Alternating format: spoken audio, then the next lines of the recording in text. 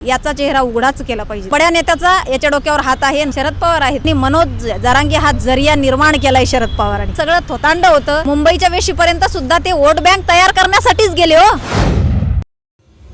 नुकताच मुख्यमंत्री एकनाथ शिंदे यांनी मराठा आरक्षणाचा स्वतंत्र 10% आरक्षण देण्याचा मुद्दा विधानसभा आणि विधान परिषदेत मांडला। तो एकमतानं पारितही झाला। त्यानंतरही मनोज जरांगे पाटील यांनी पुन्हा एकदा आंदोलनाची हाक दिली आणि काही काळापूर्वी त्यांना मनोज जरांगे पाटलांना समर्थन देणारे अजय बारसकर आणि संगीताताई वानखेडे आता मनोज जरांगे यांच्या विरोधात भूमिका घेऊ लागलेत। यामागचं नेमकं कारण काय आहे ते जाणून घेण्यासाठी माझ्यासोबत स्वतः संगीताताई वानखेडे आहेत। ताई, काही कालावधीपूर्वी तुम्ही मनोज जरांगे पाटील यांना समर्थन देत होतात, त्यांच्या आरक्षण आंदोलनाला पाठिंबा देत होतात, मात्र आता त्यांच्या विरोधात भूमिका घ्यावीशी का वाटली?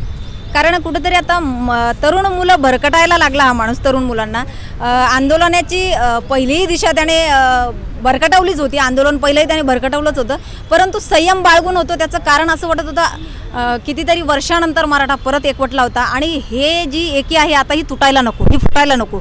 आणि म्हणून नाही का जाऊ दे मरू दे काय असू दे ना, पण समाजाला आरक्षण मिळतंय ना, समाजाला न्याय मिळतोय ना, या उद्देशाने त्याच्यासोबत जोडलेलं होतो की त्याचे जे काय बाबा त्याचा आरेरावीपणा, त्याचा उद्धटपणा, त्याची बोलीभाषा, त्याचं जे काय वक्तव्य असायचं, एकाला एका पक्षाच्या नेत्यांना एक वागणूक असायची, दुसऱ्या पक्षाच्या नेत्यांना एक वागणूक असायची, हे सगळं प्रामुख्याने लक्षात येत होतं। तरीसुद्धा हे मागं टाकत होतो। कारण का आता समाजाला न्याय मिळायला हवा। आता कुठं भरकटू द्यायचं नाही, आता फोडायचं नाही। परंतु काही गोष्टी अशा निदर्शनात आले की नाही, याचा चेहरा उघडाच केला पाहिजे।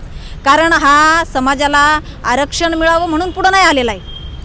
हा कुण्यातरी राजकीय बड्या नेत्याचा याच्या डोक्यावर हात आहे आणि बड्या नेत्याने याला उभं केलेलं आहे। हे सगळं जे काय आहे हे थोतांड मांडलेलं होतं आणि ते थोतांड ज्या वेळेला लक्षात आलं त्यावेळेला म्हटलं नाही, आता याला उघडं करणं गरजेचंच आहे। याचा खरा चेहरा समाजास पुढं आणणं गरजेचंच आहे।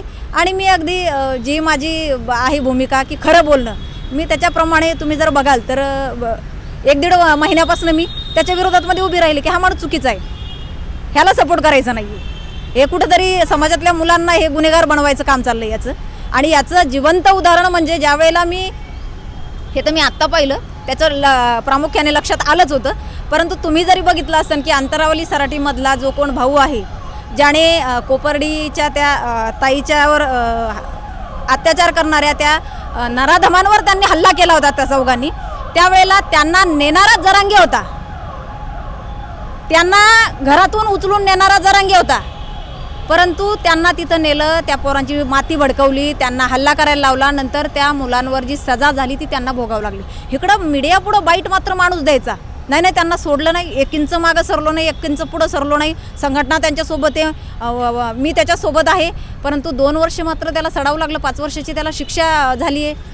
आणि तो हा याचं मनोज जरांगेचं वक्तव्य आहे, ह्याची वाईट आहे की ती मुलं बाहेर आल्यावर तुम्ही त्यांना विचारा, आम्ही त्यांना एकटं सोडलं नाही।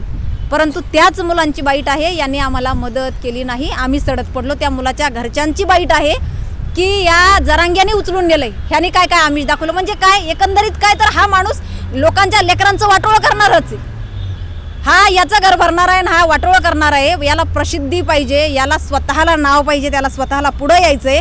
आणि याच्यासाठी याला सगळं काही पैसा वगैरे या सगळ्या गोष्टी लागत होत्या आणि तो पुरवणारा नेता त्याला भेटलाय, तो पुरवणारा माणूस त्याला भेटलाय, त्यानुसार त्यांनी त्याचं आंदोलन चालू केलंय। ताई, सातत्यानं मनोज जरांगे यांना पाठिंबा देणारा एक राजकीय नेता आहे असं तुम्ही आरोप करताय। नक्की हा राजकीय नेता कोण आणि त्यांच्याकडून मनोज जरांगे पाटलांना कशा प्रकारची मदत झाली असा तुमचा आरोप आहे? शरद पवार आहेत ते, अखंड महाराष्ट्राला माहिती आहे। राजकीय नेता शरद पवार आहे आणि शरद पवारांनी मदत करण्याचं कारण, शरद पवार कधीच मराठा आरक्षणाला मदत करत नाही, केली नाही, ह्याच्यानंतरही करणार नाही। पण आत्ता करण्याचं कारण त्यांचा पक्ष संपलेला आहे, त्याला वोट बँक हवी त्यांना।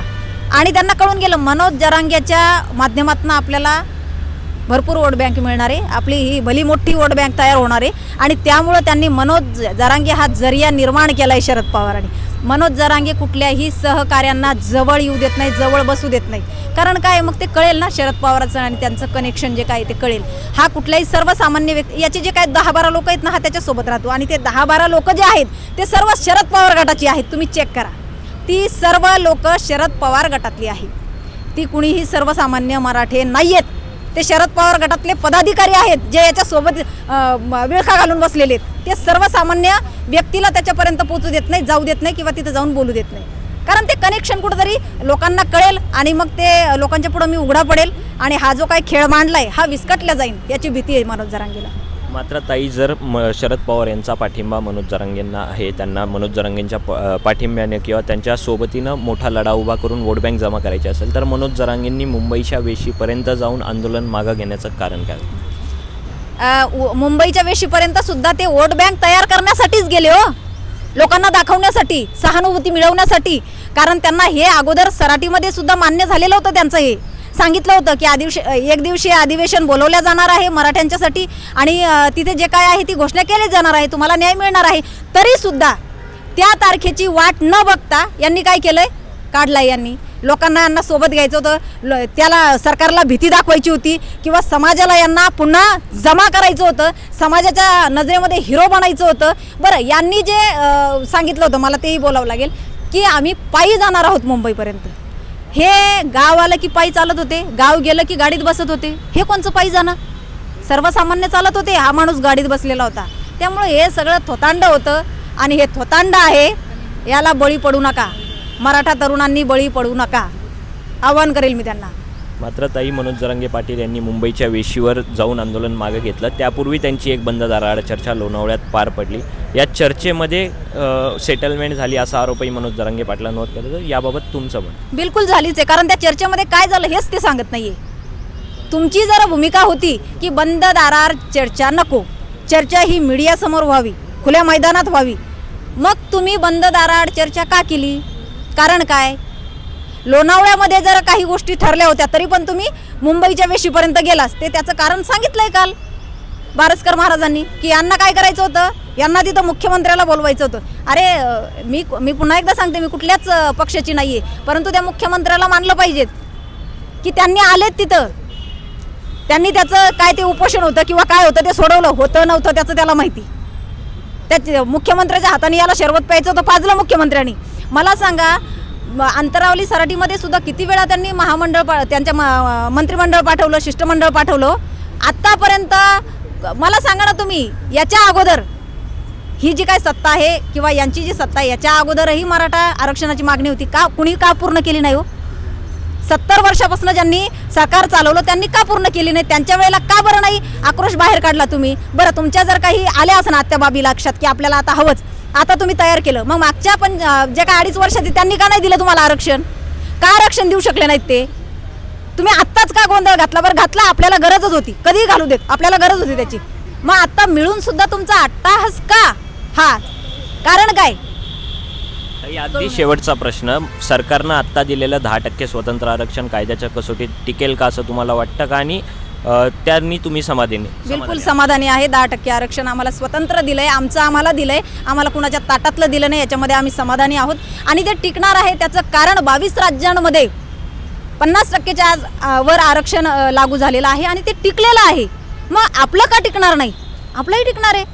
संविधानिकरित्या संविधानाला धरून ते आरक्षण आपल्याला दिलेलं आहे, ते टिकणार आहे. त्यामुळं समाधानी आहोत.